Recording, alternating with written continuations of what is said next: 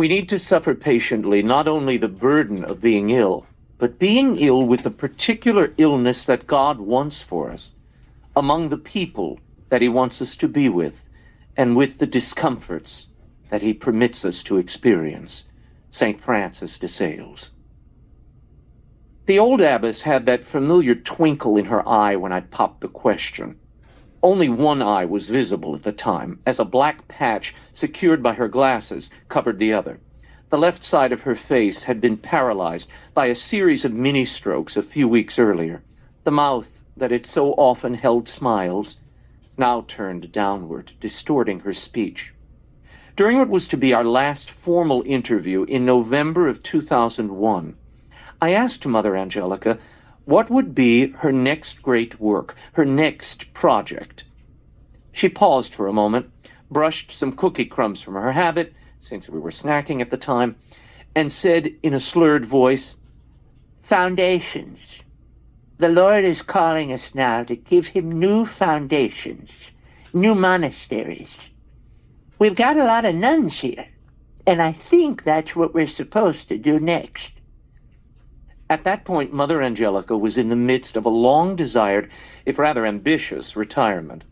For a contemplative Poor Clare nun, Angelica was always a doer and a builder, a foundress of not only a couple of religious orders, but of a massive international broadcast empire. In March of 2000, she had retired from the Eternal Word television network, and though she would continue to host the Mother Angelica live show, her goals had changed. As she entered her 78th year, the abbess intended to spend her retirement in the cloister, meditating on the scriptures, mothering her community, and eventually sending nuns out to build new monasteries. Those plans evaporated on Christmas Eve of 2001. That day, a devastating stroke caused by a cerebral hemorrhage nearly killed her. In the aftermath, Mother's speech was severely restricted, her movement limited. She was forced to focus on her physical recovery. Even pushing a walker through the monastery hallways proved challenging.